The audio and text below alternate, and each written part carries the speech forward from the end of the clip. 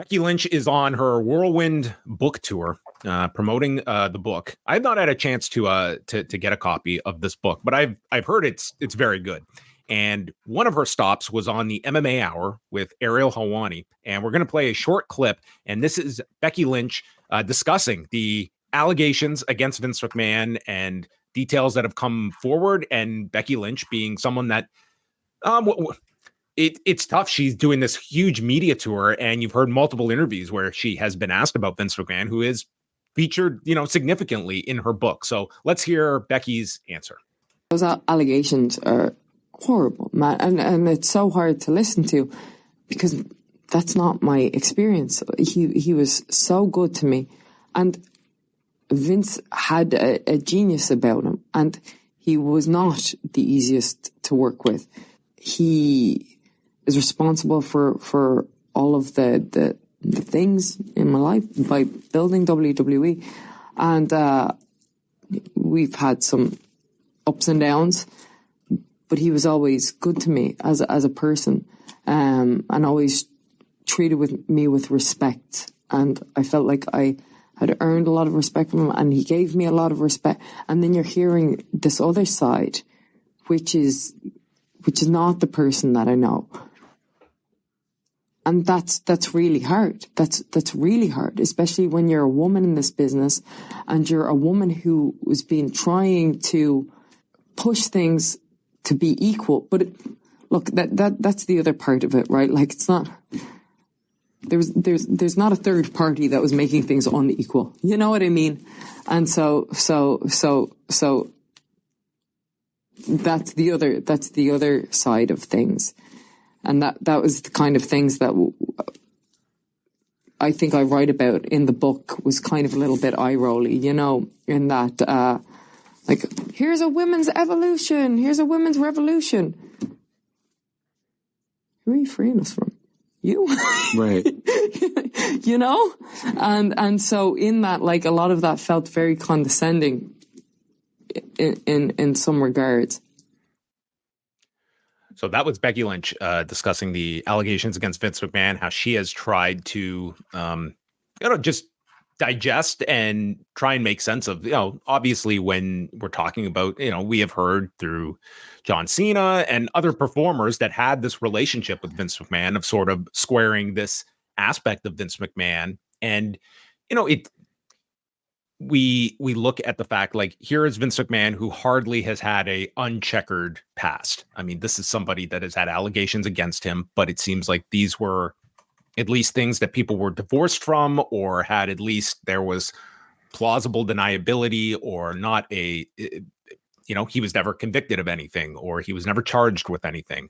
And in this case, like, this is, in this 60 some odd page lawsuit, it's very hard to square away the details. I'd be really curious how many of the people in the company have sat down and read that suit. I'm sure it's a significant number. I would also think there's probably some who don't want to read it. Sure. Yeah.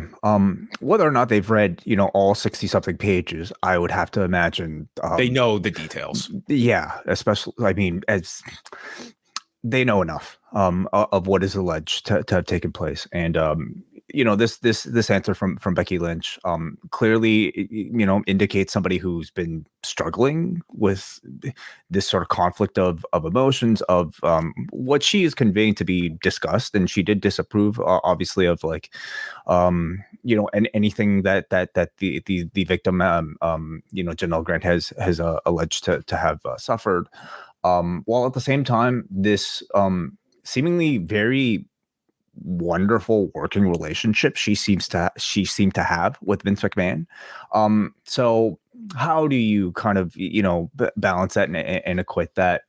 Some would say one completely, like, fuck your work relationship, like, if this person is a monster, but I can't really speak for her, just because, like, she has a personal relationship with this person, much like with John Cena, and because of the status of the lawsuit at the moment, there's really nothing we can definitively say at the moment. So for her, It's a tough question to sort of like answer, but I feel like she gave as honest of a response as she could. Despite the stumbling, I have to think she's thought about this answer for weeks. And she's been asked this in several interviews, just ones that I've heard. Mhm. How did you read the back half of that, where she was, talking about the fact that, and this was something that a lot of that we spoke about during this, like their whole campaign of moving forward with the women. And here was this, it was almost as though they were presenting it as though this ban has been lifted or something. And as Becky points out, like, this was the company that was presenting the women in this way. It was like, we are liberating ourselves from ourselves. That was the company. And I think, she kind of like looks into sort of like these women were presented in Vince McMahon's vision. And this was something that, from the top down is something that I think Becky is certainly struggling with in terms of like, this was a portrayal of the women. And now you see that this person that was like, how did he view a lot of these women? Right. Well, I again, without like knowing how she specifically phrases it in the book, I mean, in the answer, she does not specifically blame Vince McMahon, although I guess that's inferred just because he's in charge of it all, right? But when like the blame and the answer seem to be more about the company, and that might encompass writers and just the other executives. But when we're talking about who's really to blame for it, yes, you could probably name one person. Like Becky Lynch in the past has been critical of either her own booking. She was critical of her portrayal of with Seth Rollins and their relationship on air, just even in this interview and in prior interviews I've heard. So she's at the status now where she can get away with like criticizing booking, her own booking certainly, and maybe just the booking of the entire company. So she's certainly, it makes her sound honest to be able to criticize the bullshit of the women's revolution branding when you are the people that created this sort of oppression in the first place. She also mentioned in the interview, and it's about an hour long if you want to check out the Wednesday edition of the MMA Hour, mentioning she has 2 months left on her contract and they have not sat down to discuss a new contract, and also believes she'll likely be on the first night of WrestleMania with Rhea Ripley. Yeah. Also had some pretty interesting things to say when asked about Ronda Rousey's her statements in recent interviews talking about I guess her Ronda Rousey's run in the WWE, and Becky said she pretty much stated that it was her first outing at WrestleMania 34 with Kurt, Hunter, and Stephanie. Like, it was a very carefully rehearsed, laid out match. And she came out and it was probably the match of the show for many. And everyone was raving about Ronda, and sort of they took the training wheels off, and it was sort of, well, she's made it. And the fact was, as Becky stated, like, she was not a great wrestler. She was somebody that needed, the proper preparation and just like going through the. And she felt that it was a disservice to Ronda to put her in such a, I guess, in a spot more designed for, I think, a veteran. Like, basically, they're saying they put too much on Ronda too soon. I mean, she was not like downgrading Ronda. She was speaking to like the realities of someone that did not grow up where this was the be all end all like it was for Becky. This was, an alternate career path, but one that she had a tremendous athleticism and a knack for it.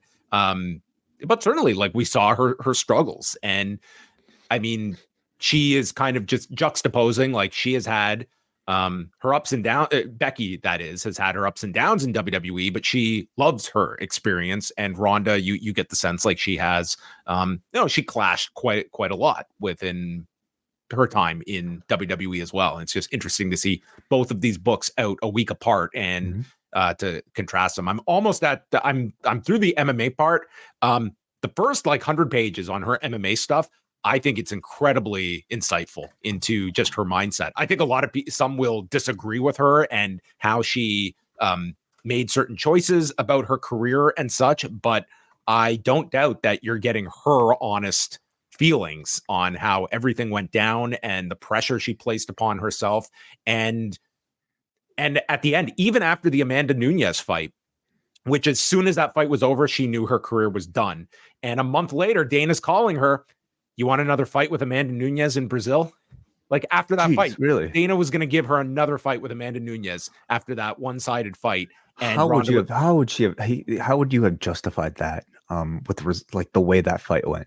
They would have just gone with it because it ended up being like Amanda Nunes and Raquel Pennington. Like they needed challengers for Amanda Nunes and they were going to go with Rousey, I guess. But that was, Ronda said, that's the first time I ever turned down a fight from Dana White. And she was like, no, I'm done. Like she was completely done after the Amanda Nunes fight. But yeah, I think it's certainly the most insight you're going to get into Ronda about that last year, but from the Holly Holm fight onward. So, I think both books will probably grab a lot of interest from people.